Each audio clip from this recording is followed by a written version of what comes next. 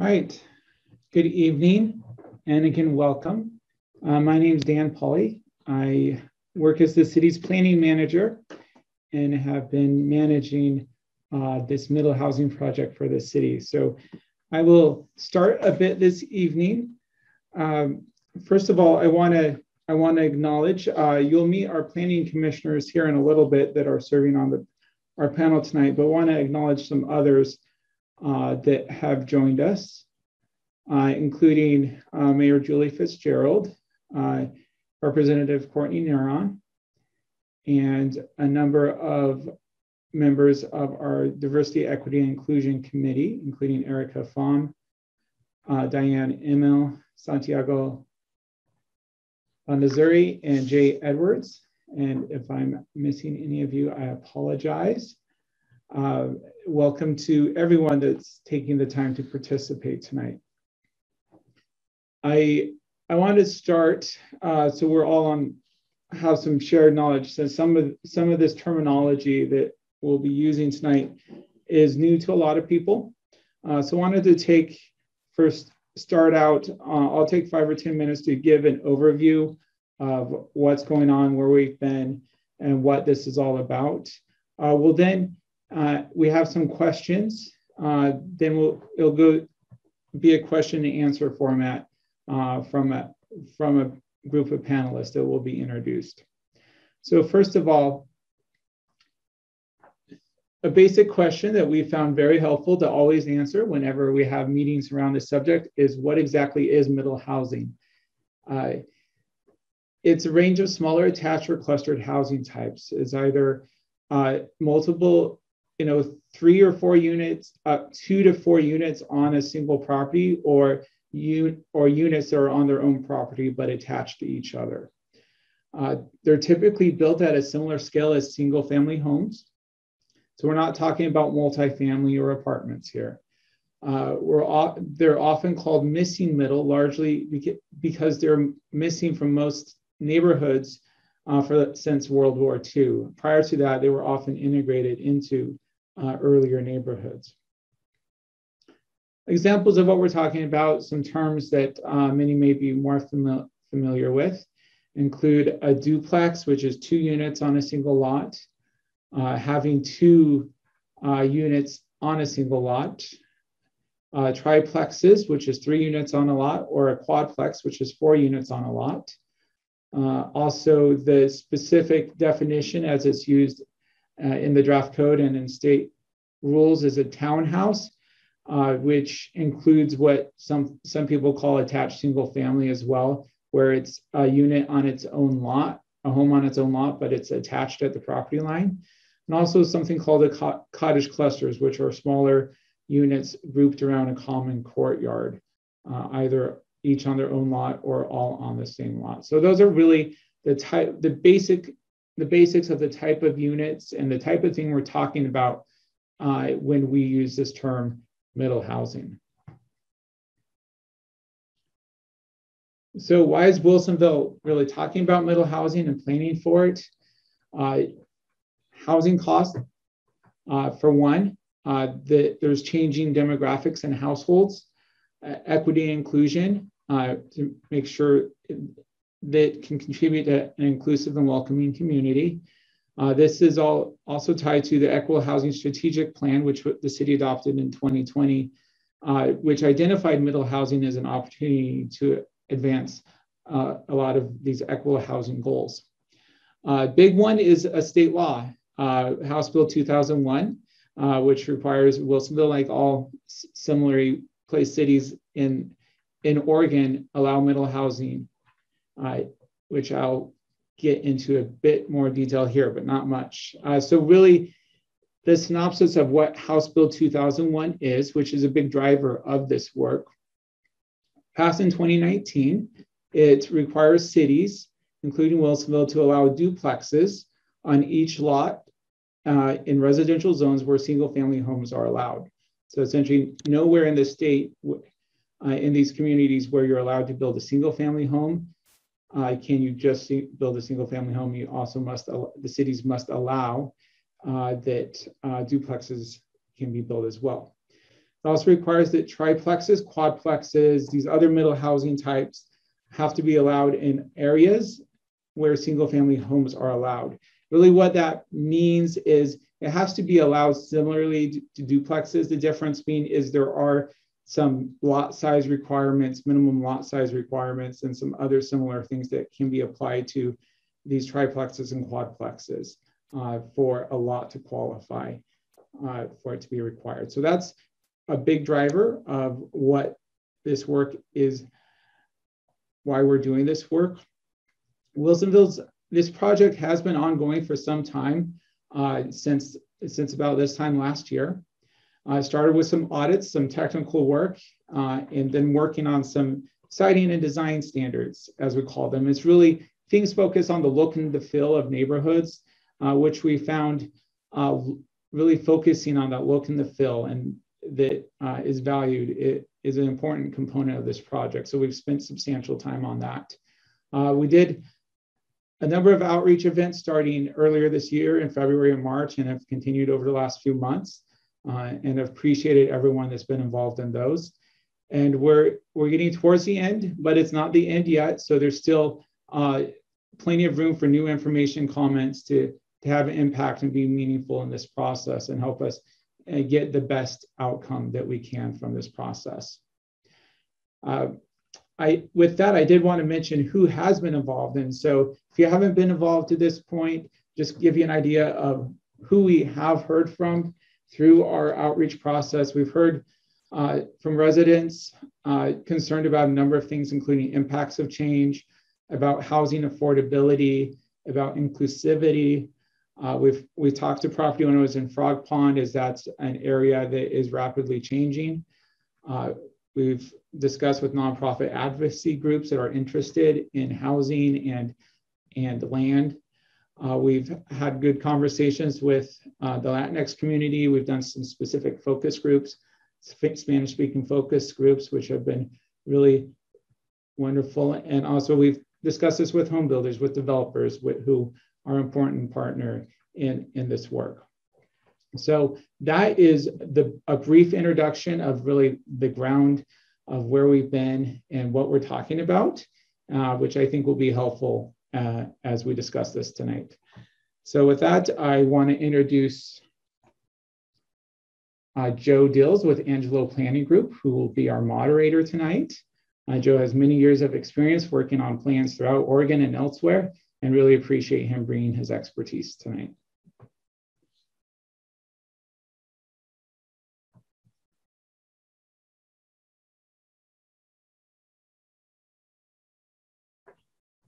I think Joe is frozen there for a moment.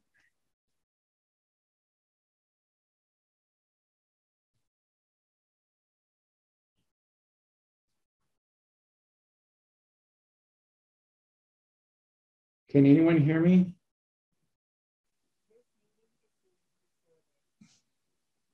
Okay, and the process we're going to use to solicit questions is the Q&A function that is down below at the bottom of your screen. We're all pretty seasoned users of Zoom, but for those of you who need a little navigation, if you bring your cursor over the screen, you will see the functions at the bottom of the screen. One of them is titled Q&A. And if you click on that, you can type in the question that you'd like to ask. And so what we wanted to do was give you a heads up on that. You can start sending in your questions now, and we'll compile them as we work through some preliminary information. And then we will use the panel that we have to answer those questions, and staff will participate as well. So that's our process in a nutshell. Let me just check my notes here. I think I covered the basics. The next part of our meeting is to throw it back to Dan for a few more introductions and preliminaries. And then we'll get to some common questions we wanted to pose to the Planning Commission to kind of share some of the issues that they've talked about leading up to the working draft of the middle housing updates for Wilsonville. And I should say one more thing about that. I'll underline the words working draft. The Planning Commission is here tonight in their role as the Committee for Citizen Involvement.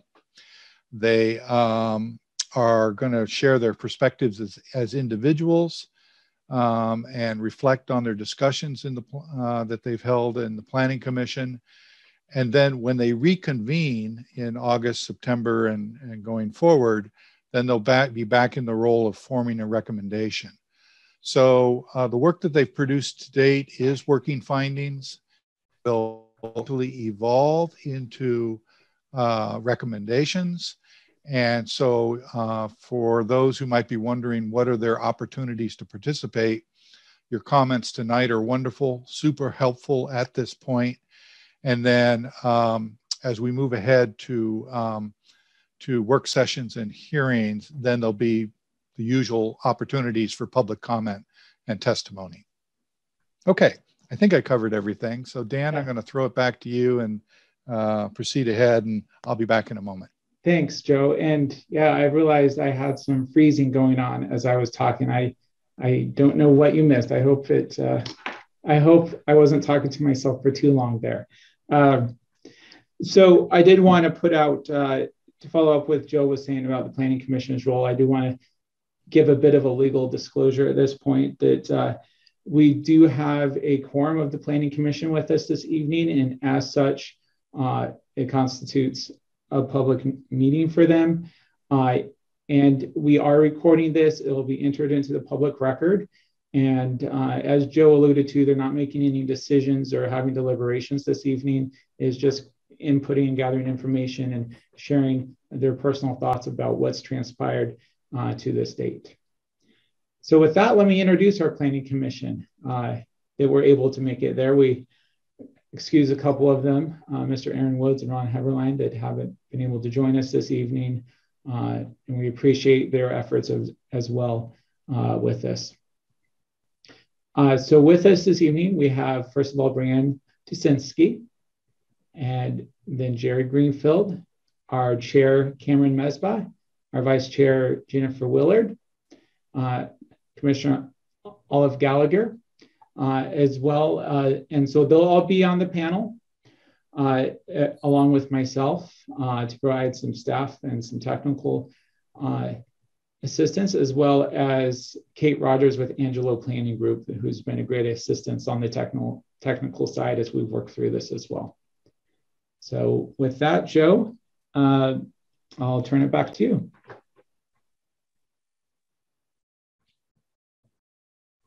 Let's spend a short while here talking about some questions that I will pose to the planning commissioners and think back over the last 9 months. From your perspective, what would you share about the answers to these questions? And before we do the first one, I see our first question has come in from somebody. So good job on that. Keep typing in those questions, and Miranda will monitor and we'll collect them and get to what you're interested in after 4 discussions with the Planning Commission. Okay, question number 1, Planning Commissioners. Middle housing is a new concept for many. And so how has your own understanding of middle housing and its role and impact in Wilsonville evolved as you've become more familiar with the concept? How has it evolved for you looking back over your discussions over the last 9 months? And I don't have a particular, I'm going to ask for a volunteer on this one. You can kind of just go like this. And if you don't raise your hand, I'm going to pick on you. All right, maybe Brianne, if I could ask you to share what have you learned? What's evolved for you as we've talked about middle housing? Sure. So when I first learned of middle housing and the law that had been passed by the state government, I assumed naturally that it meant just increasing density and creating more urban-like areas in Wilsonville, which is intended, from my perspective, a little bit to be more suburban neighborhoods. What has evolved for me in really looking at the laws and how it's going to affect planning and going forth with building is that while it does increase the density, it's not intended to create overcrowding or force homeowners into busier neighborhoods that they weren't intending to live in. Instead, it's creating diverse and affordable opportunities for people that were exclusionary before. And from the Planning Commission side, I think that it's we're looking at it in a way that feels thoughtful and intentional, and not just a haphazard hodgepodge of here's going to be 4 new house or attached houses, and here's going to be 3 more, and we're trying to make it more harmonious. And so that's what really has evolved for me. Just that initial kind of shock of, oh, my neighborhood's going to get a lot more busy, but I don't necessarily think that that's true, in the sense that we're looking at it to be more of a way to be inclusionary and still feel like home. Okay. Any of the other planning commissioners want to reflect on this particular question? Olive, let's go over to you. Oh, and you have to unmute. Sorry. Thank you. To jump on what Brianna just said, I think that we have wrestled a great deal amongst ourselves about weighing the pros and the cons of increasing population, and also respecting the qualities that Wilsonville offers to the people that live here. And we have spent a great deal of time looking at all kinds of issues, from the look and the feel of a neighborhood to the impacts it would have on traffic flow, density, city services. So it's not something that we're just doing because we want to stick more people into a neighborhood. I don't think that at all. And I also think that there's something that I haven't heard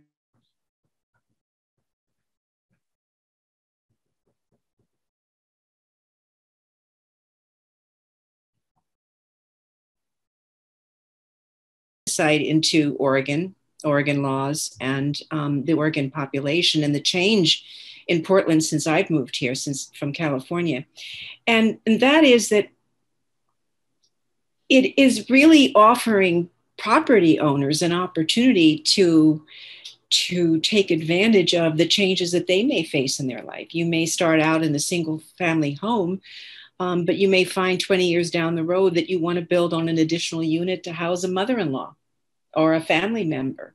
And so I think there are pros and cons to all of it, but I know that ethically, and I'm an ethicist, that's my business, that we really are parsing things very carefully to make sure that we're very respectful of the needs of our population, the needs of our town, and to make sure that we preserve quality of life. And I think it's really important for the public in general to know. Okay. One more perspective. Any of you? Jerry, go ahead. In fact, even though the language that we're using about it is somewhat new, unfamiliar to many of us, including myself, I haven't really used the term middle housing as such so much, but the idea, the concept is hardly a novel one. And middle housing has been long been a set of useful alternatives in the residential planning toolbox. And it's represented in Wilsonville already in a number of neighborhoods, from Charbonneau to Villebois. Even in the little neighborhood in which I live, we have some examples of cluster housing. And I think we may even have 1 or 2 ADUs. I'm not sure we have any duplexes, but it's not a novel idea to do this. It's just that for one reason or another, the real estate market has not paid much attention to it in recent years. And it's really the mandate from the state which is bringing it to the fore. And I think that that's a good thing. It doesn't take any stretch of the imagination to see how the middle housing possibilities can meet changes that we're seeing in our in our society. One recent national study found that 28% of Americans live alone. 25% live as couples without children. 30% as adults sharing a home with other adults. 7% as single parent families, and only 20% as traditional nuclear families. This range of middle housing types seems well tuned to meeting the needs of such a diversity in our society, especially where they're complemented by good access to transportation and schools and public services, as they are in Wilsonville. As this has become increasingly clear to me, I've come to see the new mandates as a push in the right direction. And it can be, if it can be accommodated, as I think that we are doing, with a minimum of disruption to orderly planning. So far, our process has been orderly and measured, and the outcome will prove to be a net benefit to our city as we build out. Okay, thank you, Jerry. I'm going to move us on to the next question here. Again, these are reflections on sort of discussions you've had and your own perspectives on them. How does the middle housing project relate to previous planning efforts? And here I'm specifically asking about Frog Pond because it's a focus area, but we've also looked at Old Town and some other planning efforts as well. So if I could ask, Cameron, if I could ask you to share some thoughts about this relationship to previous planning efforts. And then Jerry, you were a participant in some of the Frog Pond process, so I'd like to go to you afterwards. And then maybe we'll catch Jennifer after that. Thank you for the opportunity. I come to this with a 30-some year professional experience as a planner. And the old-fashioned zoning that we see in some of the older neighborhoods, we used to call exclusionary zoning. And it was called that for a reason, because it was excluding, other than a single land use, most other land uses. And it resulted in a lack of diversity and lack of resilience in some of these old neighborhoods. And it doesn't necessarily have to be just residential. Some of the old commercial areas are finding it hard to sustain themselves because they don't have enough foot traffic from people who live there, for example. So in the last 1 or 2 decades, the planning field has started to move in the direction of reclaiming and refining some of the old success stories. And it has changed names from new urbanism to mixed use development to redevelopment and so forth. So to me, planning is what we do when we have to make decisions based on current information.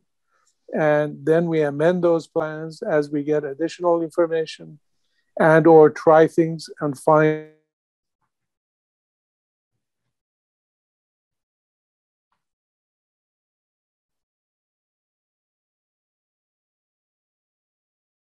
those. So we need to be open to changing and fine-tuning.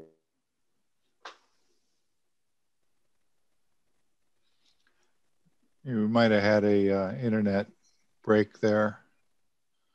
Give it a second, see if it comes back.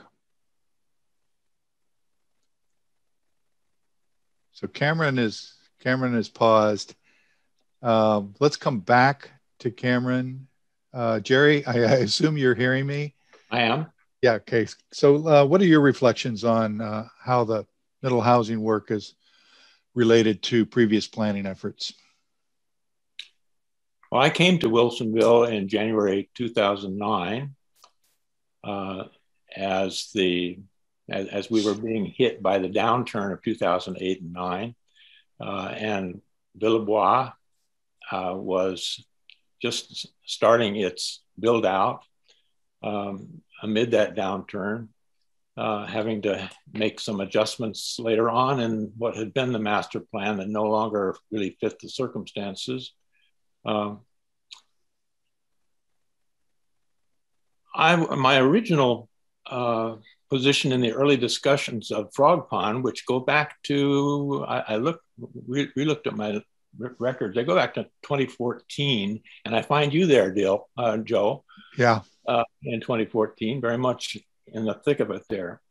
My own position in those earliest discussions of Frog Pond planning area favored a fairly even distribution of housing types across the three prospective neighborhoods of West, East, and South. It seemed less appropriate to locate the lowest density, the largest lots and strictly single-family homes in the West neighborhood, where I thought it would made the most sense to locate more multifamily closer to the town center, and larger lots with single-family homes across Stafford Road in the South and East neighborhoods. But as it became clear that my view in the matter ran counter to prominent voices from the nearby neighborhoods, I supported what eventually was a compromise that provided a distribution of small, medium, and large lots, all intended for single-family homes in the West neighborhood, with the understanding that when we got to master planning of the other two neighborhoods, we would provide for limited multifamily housing there. Had I been thinking about middle housing opportunities at that time, I certainly would have included them in prospects for the South and the East. In fact, I think that we achieved a good compromise. And I'm very pleased with the way that the West neighborhood has been building out. I've taken several walks through it and become familiar with the layout of the place and with actually some of the residents. And I've been consistent in arguing for keeping faith with the compromise we made in making a minimum accommodation to the mandates for middle housing and increased density in the West. I think that we've done what we've done so far without significantly altering the character and the intent we had for that neighborhood. As it turns out, it looks like we'll be able to comply with the mandates without any real evident sacrifice at all. So I'm very pleased with how this has developed. Okay, thank you, Jerry. Cameron, looks like you're back and connected here. I don't know if you remember where it stopped, but well, I didn't see that it stopped until it knocked me off line altogether and started spinning. So I don't know where it cut me off. So the last we heard, you were talking about how in the planning world, things have changed more towards mixed use and newer concepts as opposed to traditional ones. Yeah, and then what I was saying, I think, is that the strength of planning isn't to do a plan and cast it in concrete and get stuck, whether it fails and shows all kinds of error or is successful in that rut, that we need to have the ability to check our assumptions and check new information and see if it is working and or whether it needs to be refined. And those planning amendments become the tools for refining an existing plan, as Jerry said, in order to make sure that it is going to meet with the needs of the community and the goals that the community has for these developments. They're not just for the neighborhood, they're for the whole city. Okay. All right. Thanks for that. Jennifer, anything you want to add on this question? Yeah, sorry about that. My internet keeps giving me fits. I hope you can hear me okay. Yeah, all good. Okay, good. Yeah, coming into this process has been interesting for me because I have been initially one to want to honor the existing planning process, and hearing how it's important to keep that planning process fluid and adjusting it to new developments, new understanding, especially if the plan is not yielding what we wanted it to, that it's important to adjust it. And so that has been helping me understand why we would go to look at the Frog Pond Master Plan. And with the state mandate, the state wants us to go and implement these in existing already master plan neighborhoods. So it's been opening my eyes to what just how dynamic the planning process needs to remain. Okay. All right. Thanks. To our visitors and attendees, just a quick note here. I see that the Q&A questions have been coming in. Thanks for those. And we just have two more of this part with the Planning Commission perspective. So we'll try and move kind of quickly through those and then get to yours. So the next question for the panel is this: how has the Middle Housing Project addressed diversity, equity, and inclusion? And what's behind that question is it's a very important policy discussion at the council and within the community now. And there's been the strategic housing initiative and a report that was produced. So anyway, connecting all that to middle housing, how has it addressed diversity, equity, and inclusion in your opinion? And now I'm just going to look for a volunteer for one of you to add to that one.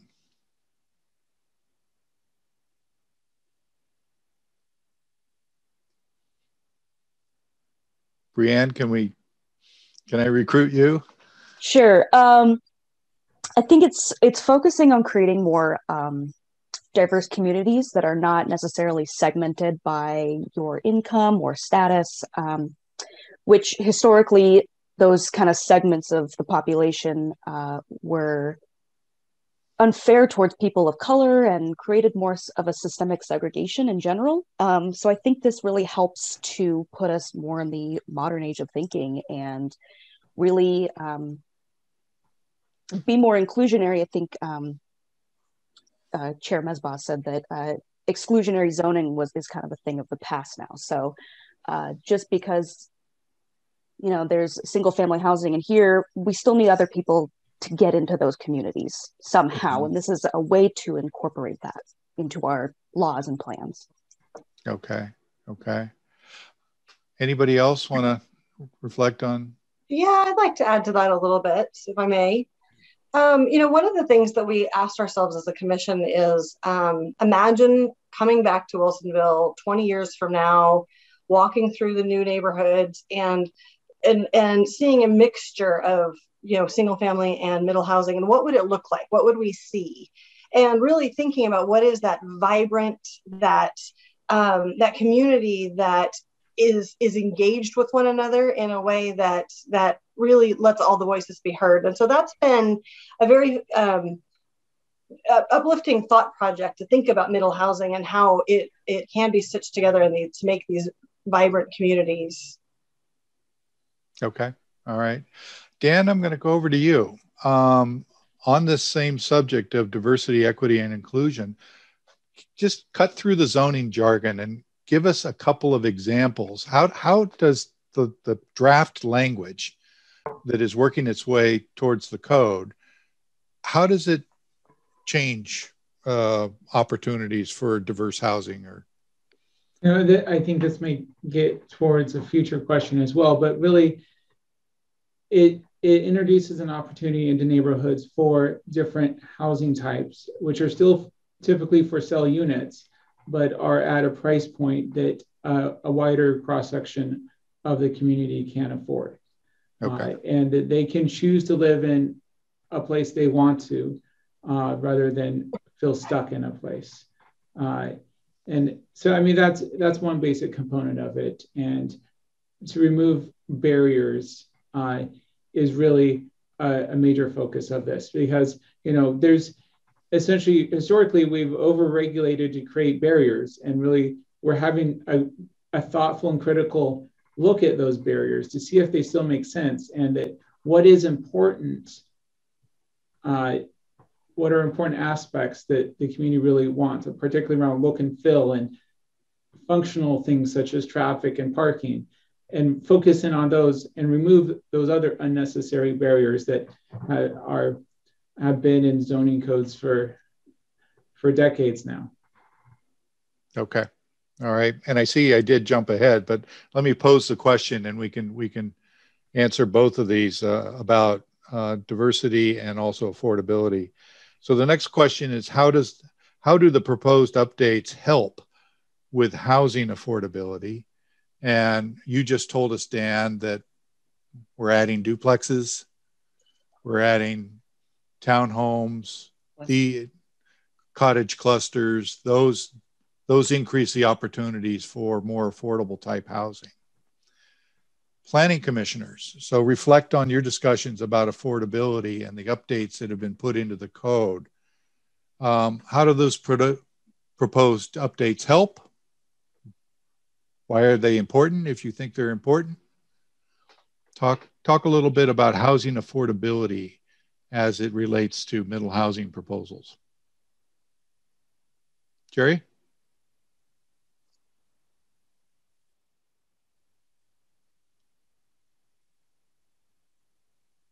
Oh, let's unmute your mic there if we could.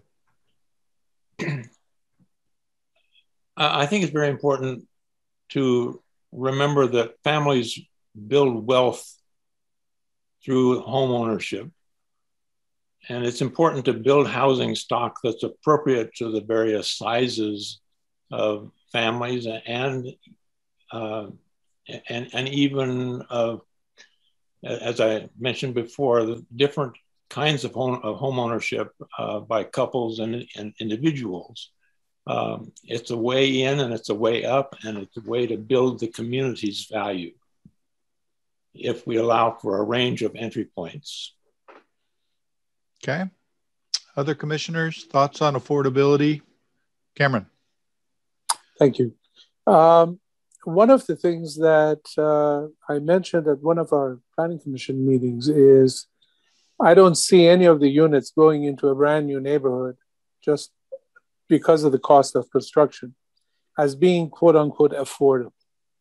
What we're talking about is a wider range of housing types that will broaden the range of price points so that an individual who is a single professional can invest $300,000-$400,000 in a condo and not have to either buy $1 million single family house, which is got 3 or 4 bedrooms more than they need, or end up elsewhere in town buying a unit that is affordable and gentrifying it, which is the other option that happens when you don't provide a mix of housing, is that the housing that exists is going to be then under higher competition, and the ready money will get it.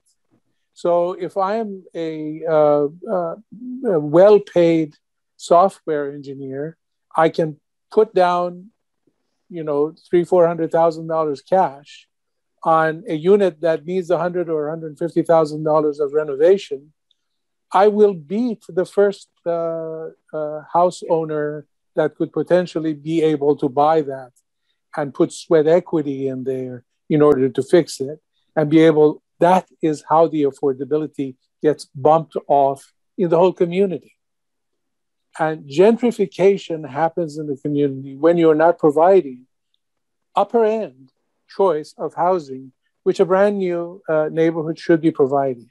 So I don't think you're going to have affordable units in the official definition of that word in this neighborhood. But it will, if we don't provide a good choice range of housing types, displace other affordable units in the community. Okay. Any others? Thoughts on affordability? Okay. I want to pose one more question back before we get to the list of questions that have been submitted. Brianne, I took note that you noted about discussions about harmonious design. Mm-hmm. So Dan and Kate, give me 2 or 3 examples of what's in the code that is intended to promote harmonious design. I can start. One basic, real basic example is in Frog Pond and throughout the city is holding the lot sizes the same.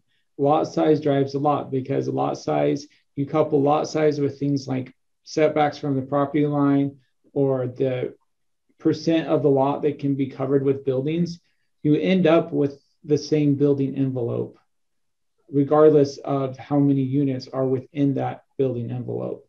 So you end up with the same size of structure that looks similar to a single family home. You just may have more than one unit within that structure. And coupled with that, there has been a focus because, keep that look and feel is important of looking at design requirements, architectural requirements that encourage a look of a single family home. There's specific requirements in the code about a variety of architectural elements and articulation to encourage homes to look more single family like rather than a row of connected townhouses that are exactly the same. We've also kept the requirement of really encouraging 2-story homes rather than like 3-story townhouses, which also help keep kind of that scale that exists in existing neighborhoods. There just may be more variety within that envelope or box that is allowed in those neighborhoods. Okay. Kate, another example or two as we conclude here.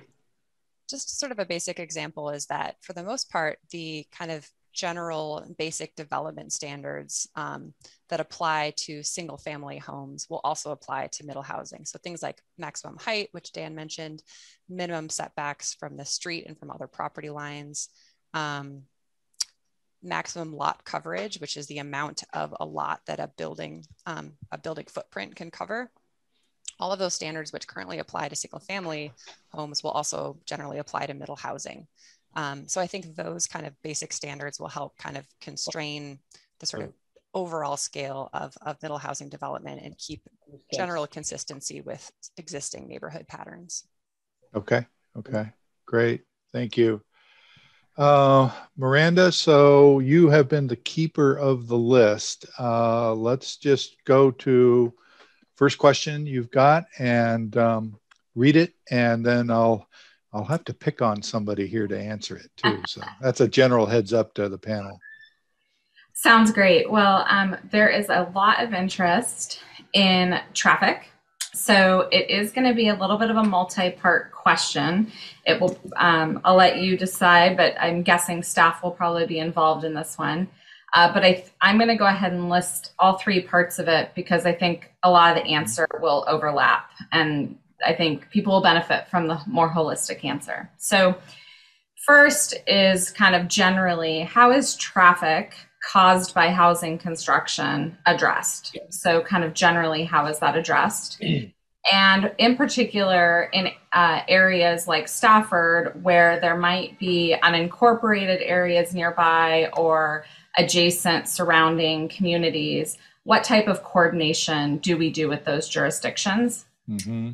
And then specific to this project, how has the team considered extra traffic due to middle housing, and is that being addressed? Okay. So Dan, I'm going to go to you first. I think the first and the third part of that go together. The question was, how is traffic addressed and how has the team considered it for middle housing? In other words, what work has been done to try and get ahead of the curve, to try and figure out how much more traffic there might be and how is it managed? Sure. So though it's helpful to consider it like a pipe, like you would a water pipe or something like that. So as we build infrastructure, there's a certain capacity. And as development occurs, it takes out of that capacity. And so we do watch that.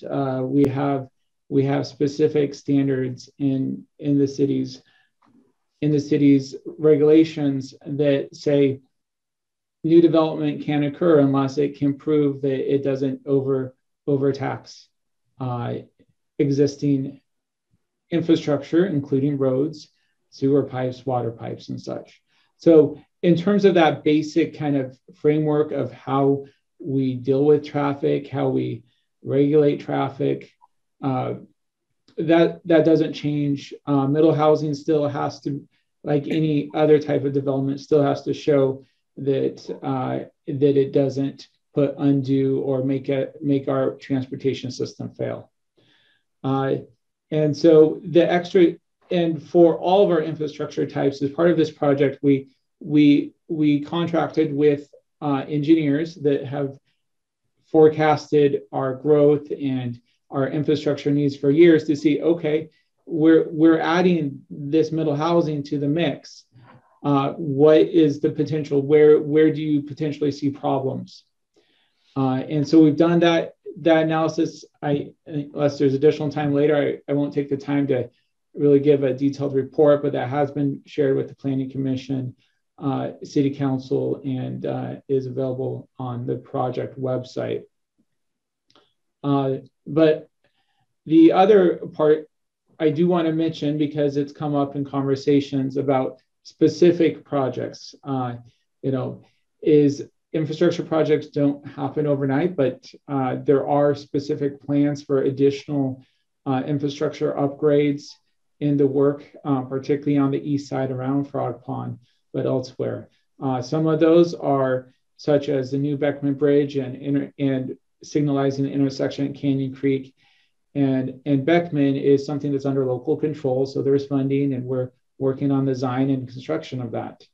Others do take partnerships, such as, one prominent one that I know a lot of the community is concerned about is the 65th Elliston Stafford area, which is under the county's responsibility. And it is a high priority in their plan. We've been coordinating with them. They've requested federal funding for it. It's a very high priority project for them. And so it's moving forward at the pace that it can to get that taken care of. And then also, we continue to partner with the state and through them, even through the federal government, in terms of finding funding for solving some of the I-5 issues as much as we can. But traffic, we continue to work on traffic relief.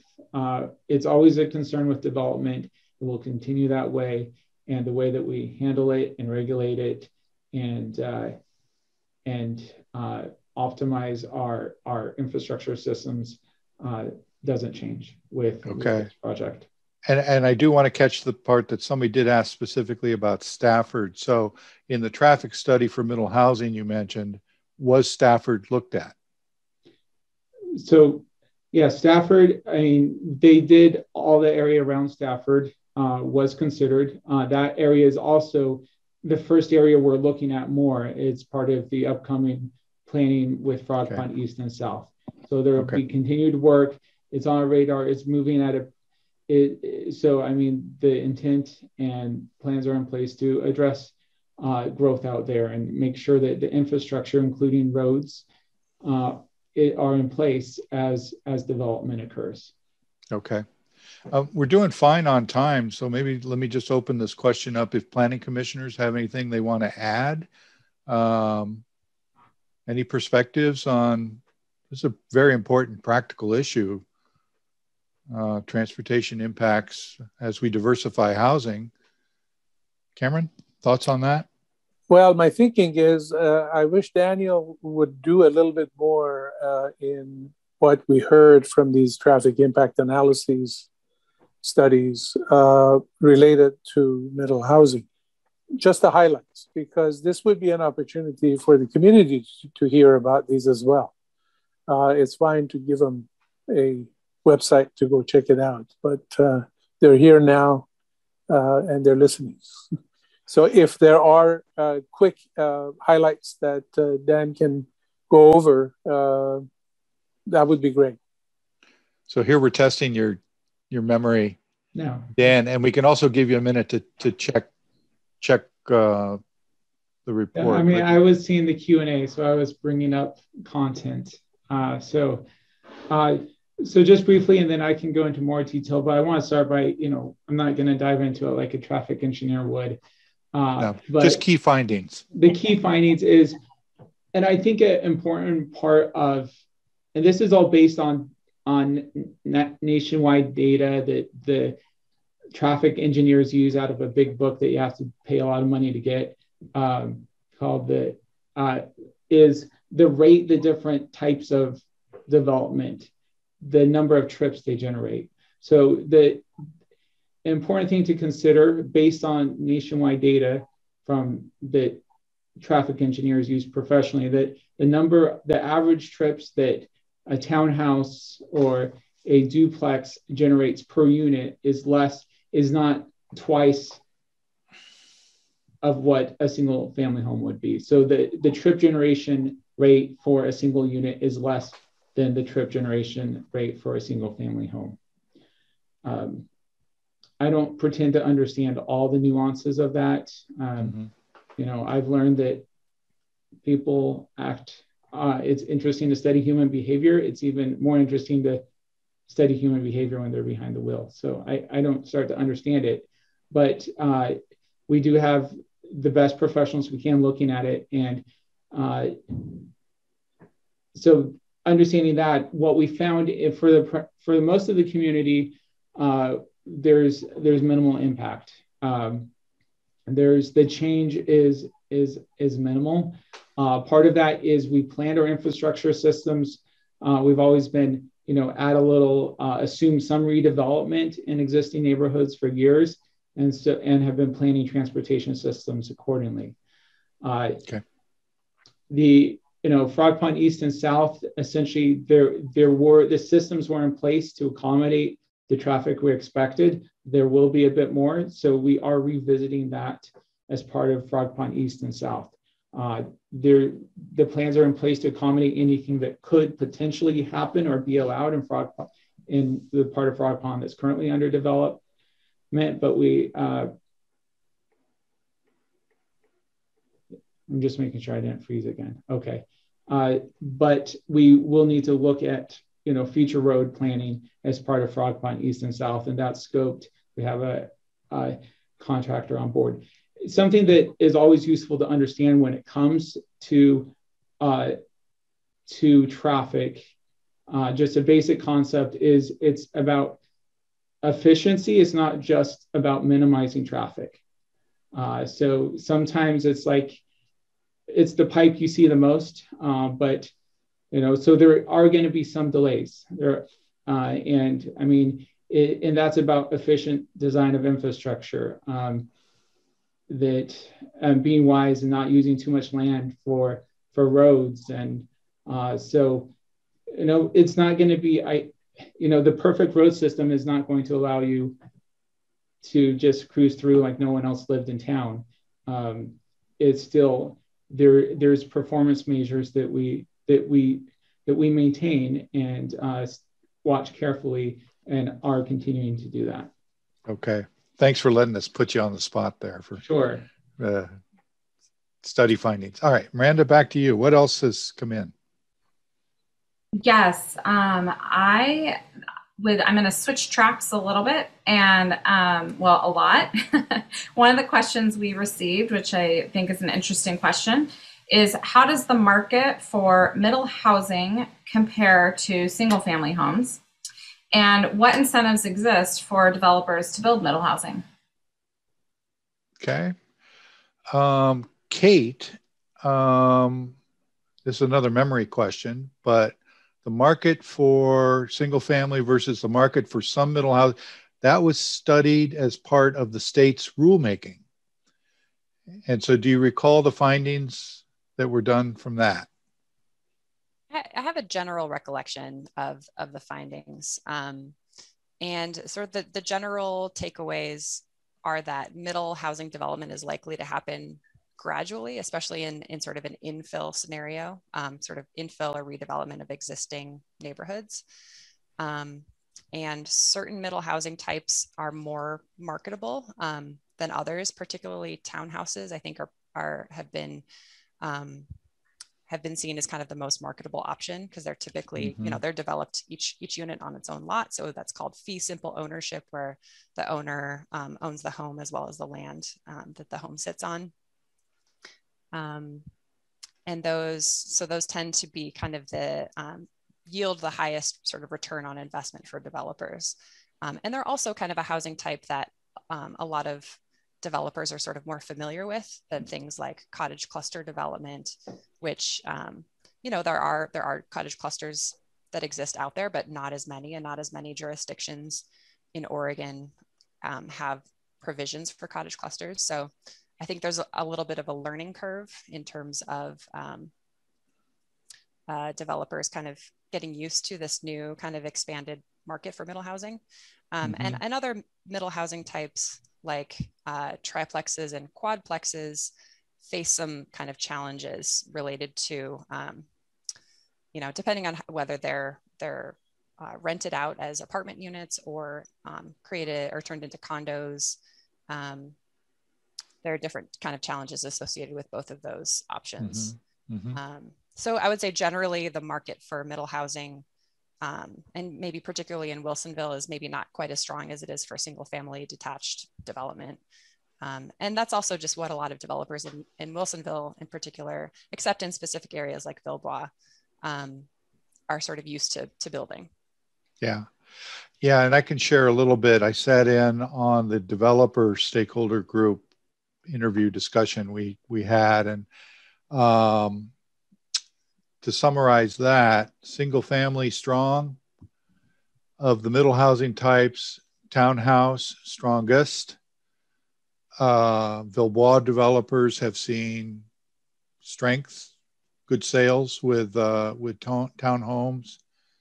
And one of the developers we spoke with is exploring plexes as a home type, and is sort of in the design process to take a look at how plexes would fit into their business.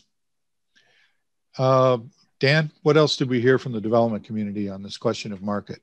You know, I think you summarized it well. And I think the other thing that we heard from one particular developer is, with the market where it is, you know, you could build about anything for sale and you could probably sell it. So I think there'll be continued innovations in response to the real estate market. One thing that is changing, separate from House Bill 2001, but a bill that was passed this year, is to introduce some new provisions for how land is divided for these type of middle housing units, which will provide more flexibility on how the land's divided and more ownership opportunities, but also when it's that for sale where you can sell the individual units to different people, it changes the market for a lot of developers when they're able to sell the units to individuals rather than sell a triplex to one investor who's going to turn around and rent them out. Okay. Olive, I'm not sure what real estate circles you travel in, but can you add anything on the market question? Not right now, since I'm not currently working in real estate. I just have the perspective of how homeowners tend to think about their equity. Okay. All right. Miranda, let's go to the next question. Or Brianne had a comment. Brianne, just really quick. I'm also in real estate. I'm a real estate appraiser. And I do work in Wilsonville and also all over the metro area, and new houses are being built, even new middle housing is selling out before it even hits the market. So there is definitely a market for middle housing in the area. Okay. All right, Miranda, over to you.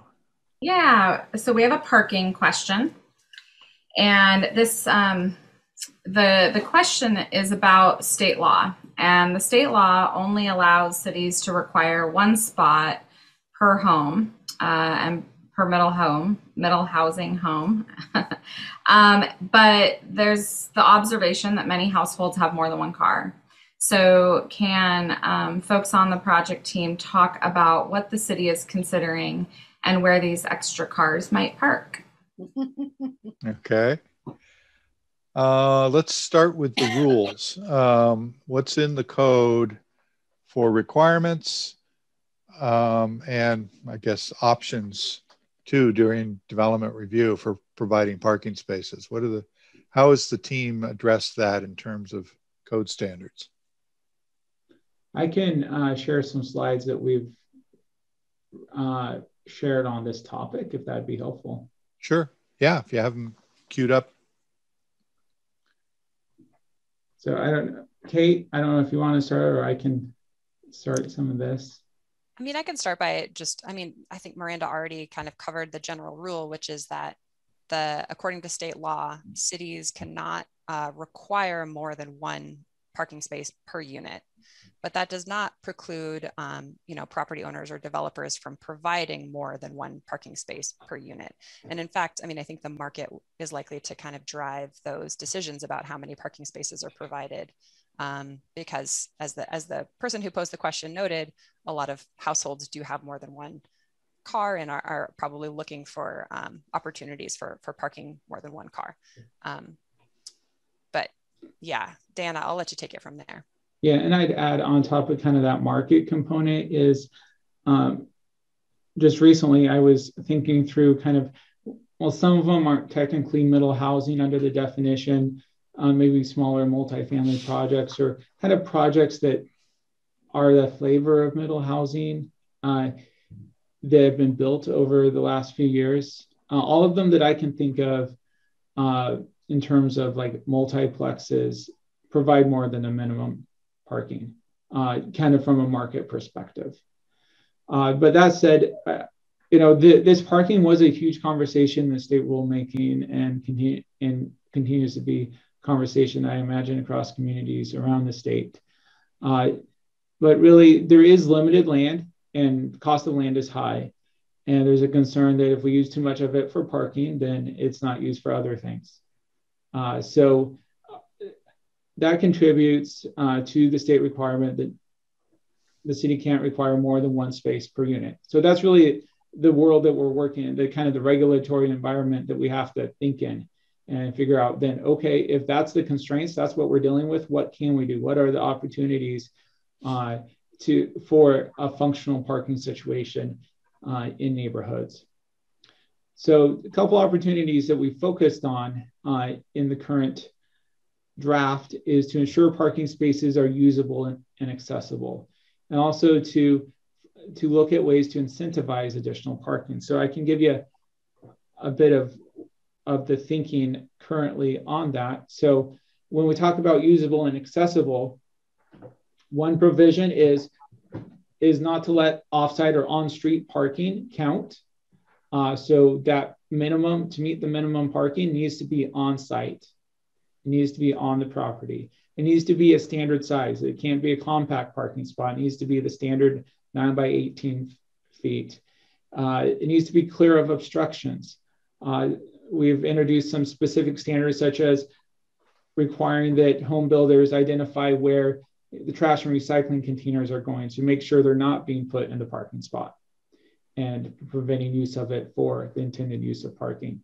Also clarify some things such as sidewalks and pedestrian easements can't count. So you truly do have a functional standard size parking space for each unit that is accessible from a driveway or a street.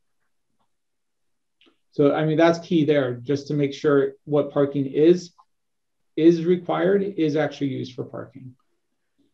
The other one is to incentivize visitor parking. So we can't require it, but there's nothing saying that we can't incentivize it. So in surveys that we did this spring, we really asked some key questions about, okay, where is parking when you're thinking about it? We know everyone would, in an ideal world, would prefer all the parking, but are you willing to give up lot size or open space or size of your house? What where does it rank in according to like having a big backyard, other considerations about design. So that was really good input. And based on that, we've recommended to the commission and council this process, this system of incentivizing visitor parking. So where areas where there's not on-street parking that can serve as visitor parking, that there's some provisions to encourage developers to provide it. And this is, one of the most expensive part about vehicle parking is, again, the land. So then if we allow trade-offs of other land, what we call land consuming requirements or otherwise things that take up land, then can that incentivize provision of parking? But those other things that take up land are important too. So we don't want to go too far. So we've looked at lot size and open space. So, like a 2.5% reduction in minimum lot size. So they can take that area and convert it into shared parking, or a small reduction in amount of open space. Each residential development is required about a quarter of the area to be open space. Allow a small decrease in that in order for that same area to be used as visitor parking. So far, there's been support of that in our discussions. But if the community has other comments or thoughts on that, please send it our way. Okay. Thanks, Dan.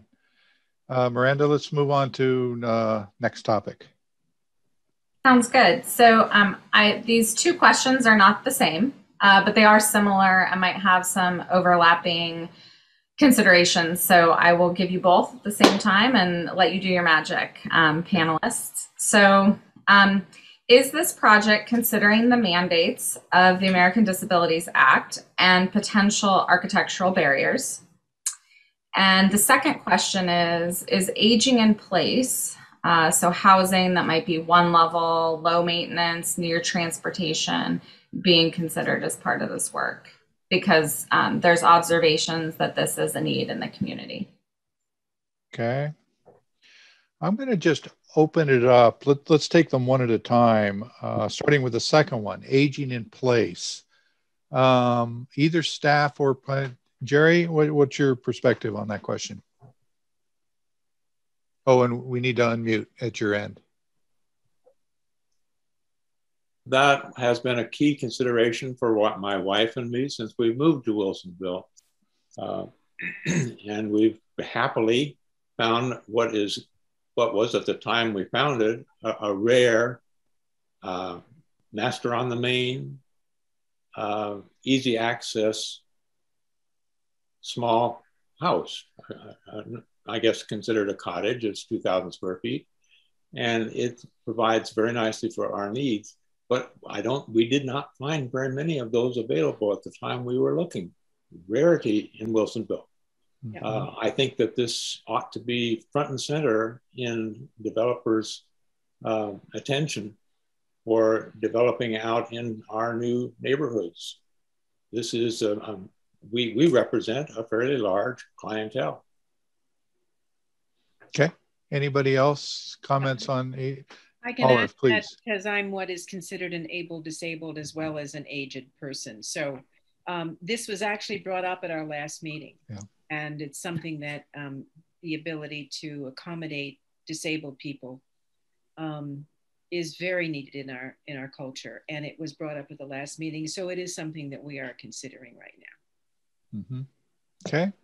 Any others want to add to aging in place? Yeah, I would like to add something.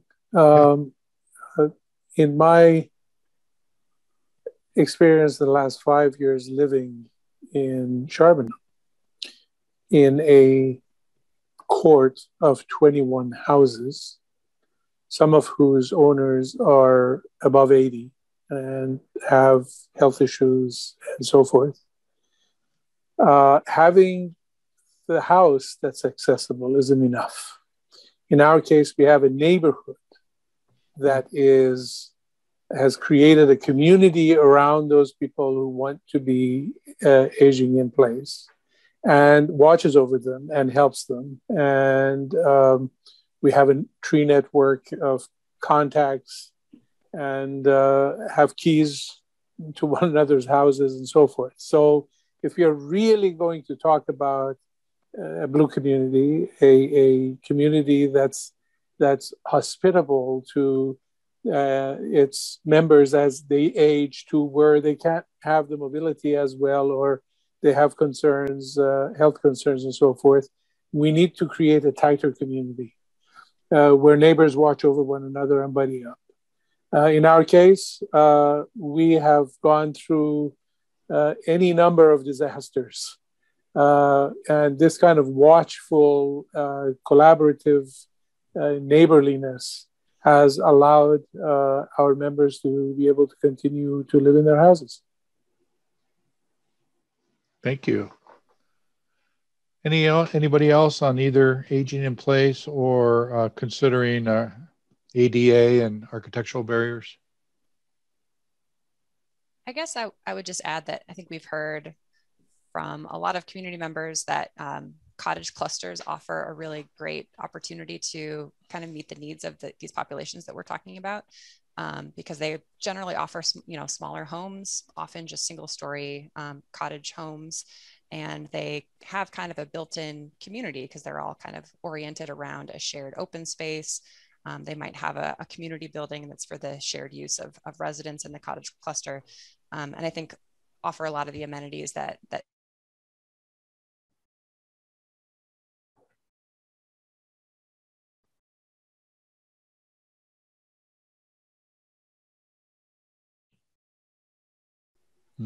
So I think any opportunity to encourage cottage clusters and make them kind of easier to develop is something that we have definitely considered. Okay, Miranda, back to you. What's next on the list? We are fresh out of questions. I am providing a clarifying response on some of my traffic questions. So for folks who maybe aren't tracking the Q&A in written format and you would like more clarity on traffic, I have been providing some traffic clarification. So if you want more, please read through the Q&A as well before you go. But we actually are kind of open for additional questions. If there are any, please send them our way now. Raise your hand if you know how to use the raise your hand function. And I would extend that to panelists as well. If there's something we haven't covered or something that you would like to add to what we've discussed so far.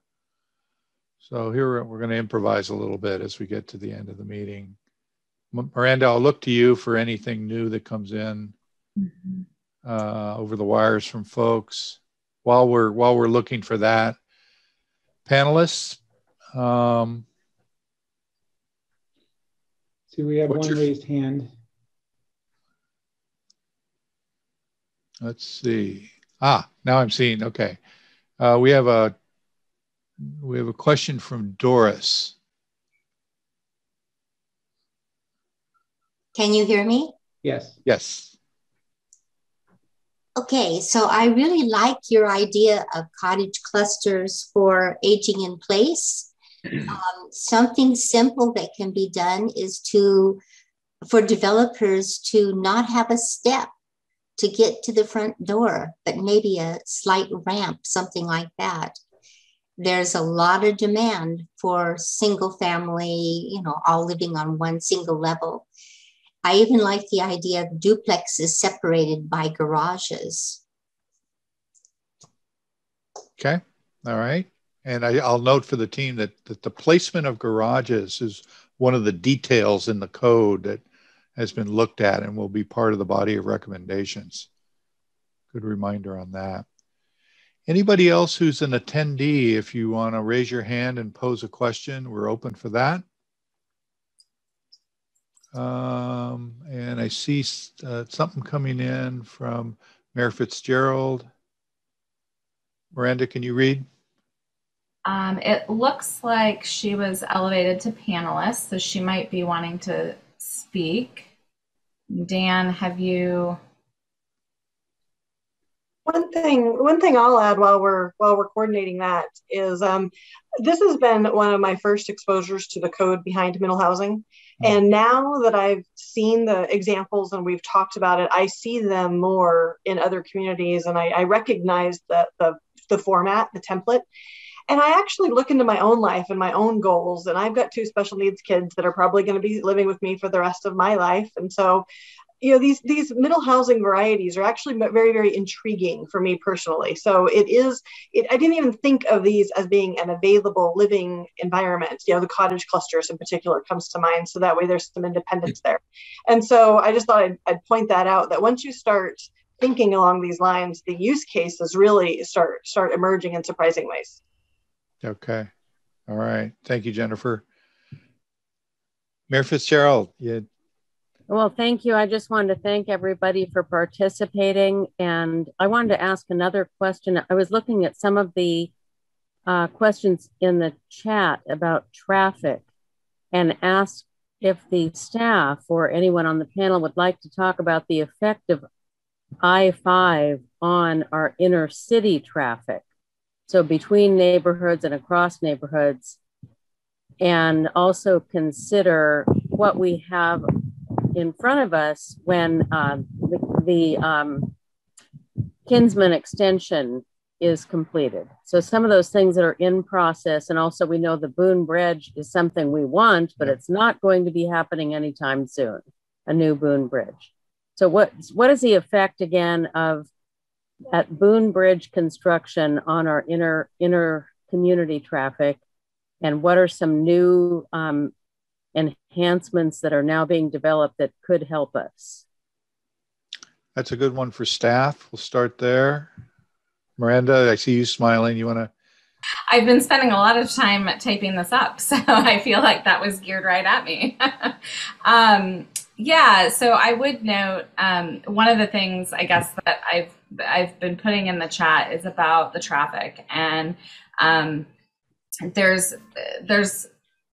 because of our location with I-5 bisecting our community, we have a unique traffic situation that other communities do not have, and all of the traffic that we see within the city is not attributable just to the growth that's within the city. And we have little to no control over I-5. And so as we all know, anyone who lives in Wilsonville, works in Wilsonville knows that if there's an incident on I-5, it can cause traffic within the city to back up and come to a screeching halt, not just on I-5, which is problematic in itself in terms of moving regional traffic to our jobs and our homes, but also within our city itself, and is not connected to the growth that we see.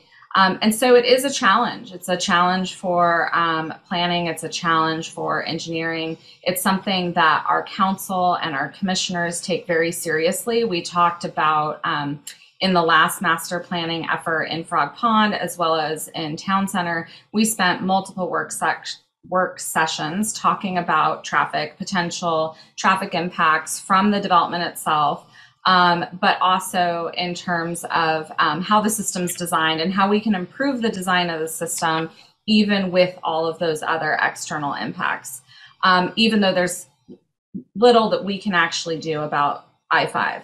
That being said, we have really strong leaders in this city who don't just want to leave it up to the region and the state to fight for improvements on I-5. So we are working on projects both internally to improve circulation. So one of those is the Fifth to Kinsman project. Some people may have been around long enough to know it as the Old Town Escape. It's a parallel improvement to help improve some of the traffic on Wilsonville that wouldn't have to go through the intersection, particularly at peak time. We are also advocating very strongly at the state for improvements to Boone Bridge. 3 years ago, that project was not on the state's radar. It was not on their list for a near-term improvement. And when we pushed them to do design work with us on an auxiliary lane project, we were able to help them elevate that to the state transportation list, and is now moving forward with design consideration.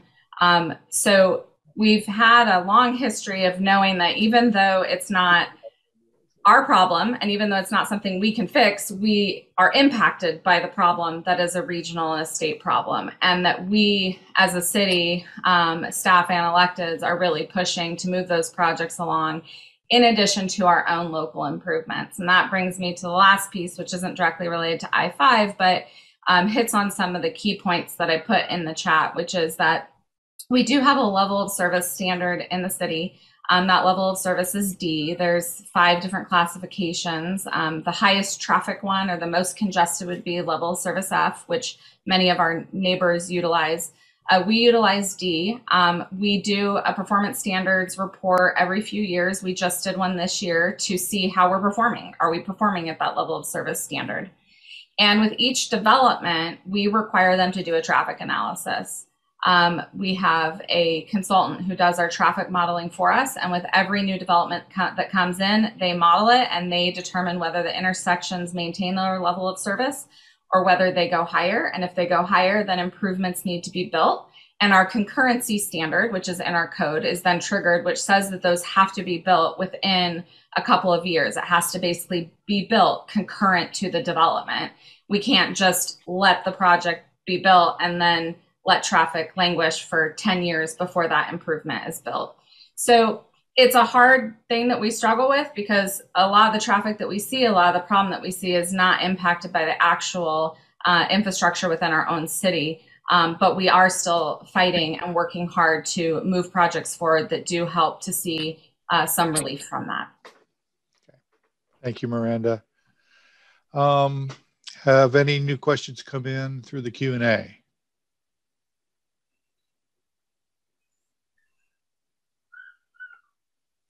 I am looking. No, it looks like some gratitude for some of those clarifying points about the traffic, and then a link to U.S. Census community survey table about household makeup.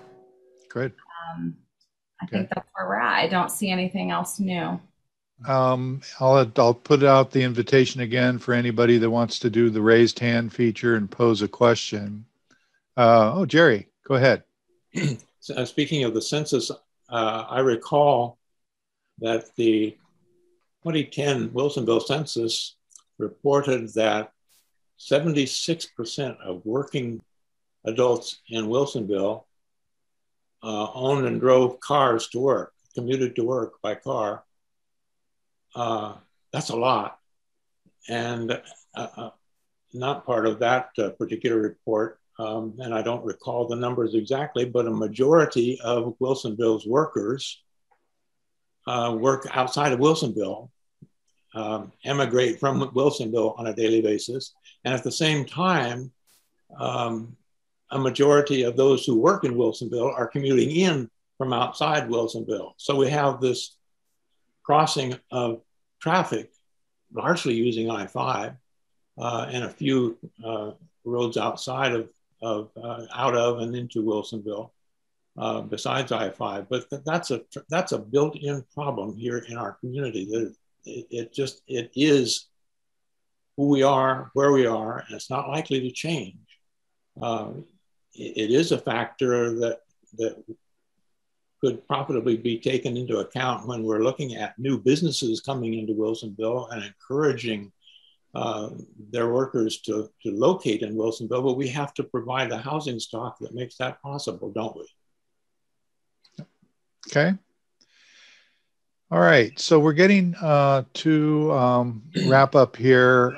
Before we leave the panel, or Mayor Fitzgerald, are there any comments or points of emphasis that any of you would like to make before we wrap up?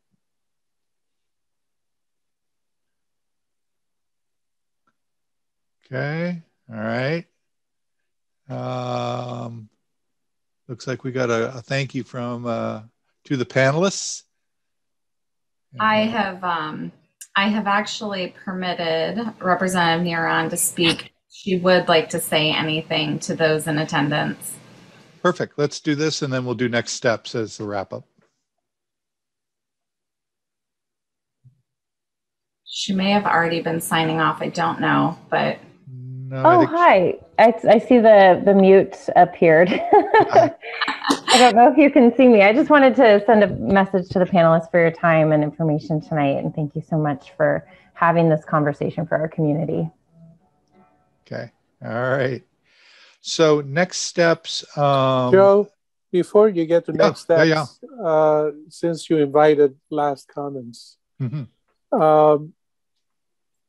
I have always lived in growing suburban cities in this country, and always around a central city that caused that high growth. So their growth is out of their own control for the most part, because they're part of a larger metropolitan area that's fast growing and is desirable. And they are adapting to this growth. Most of the cities I've lived in started at around 15,000 population. And by the time I left, they were close to 30,000. So they're urbanizing. And the issues Wilsonville is dealing with are the issues that most of these urbanizing suburban communities are dealing with. This is what happens when you become urban from being a suburban or exurban. Densities increase and you get more of a city life, which has its own dynamics. It's got cultural kind of amenities and all kinds of other amenities that attracts more people. So there's a culture change that happens, and it doesn't happen very quickly and easily because most people think, oh, 30 years ago, this was a sleepy village and I wish we were back there. And that's just not real because this is not a sleepy village anymore. And it is in a high growth area, whether we like it or not, and is going to continue to grow. Our best hope is to plan properly so that we don't become a disaster urban area, that we have a livable, inclusive, lovely community that everybody can cherish. Okay. Thank you for your comment there. All right. So Dan, focus your comments on how people can participate and track along with the rest of the process. What are next steps? Sure. So certainly you can always send comments my way, which is my last name. It's on the project website, which I think most of you have, but I can say it out loud here again. It's my last name, which is PAULY@ci.wilsonville.or.us. I'll put it in the chat. As well as my phone number. And so that's a great way to get comments, and then I can forward that on to the commission and council. If you have any questions, feel free to reach out to me. I'll put my number in the chat as well, and can connect you with others as necessary. And again, it's still, so what we're looking at right now, the Planning Commission is scheduled for one more work session on August, which is the second Wednesday of August. I almost said August. It is August 11th. And from there, they're scheduled for a public hearing on these to adopt or make a recommendation to City Council in September. City Council will have a couple more work sessions, both in August and September, before they consider it for adoption in October. And if adopted in October, they'd come into effect in November. So that said, really sooner the better to get comments into us. The sooner we can integrate it and consider it for as we continue to make edits and refine what will be a series of development code and comprehensive plan edits and master plan edits for adoption. Okay. All right. Anything last from you, Miranda? We all good? Thank you all for coming tonight. Really appreciate it. Appreciate you taking this time on a beautiful evening. Yeah, sorry it took me a moment to unmute. I would like to echo that. I'd like to thank both Representative Miron and the mayor for their commitment to middle housing and an inclusive community, but also to their work on forwarding the Boom Bridge for design. All of those things came up tonight and are very important. And then I just want to echo thank you to everyone in attendance tonight. and to our planning commission, who are all citizen volunteers. They volunteer their time to try to work through these important issues and questions.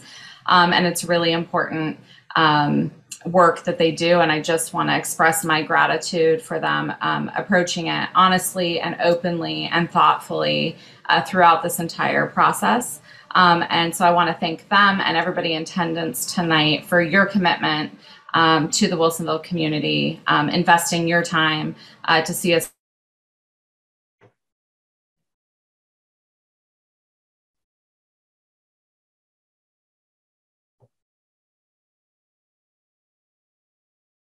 full evening.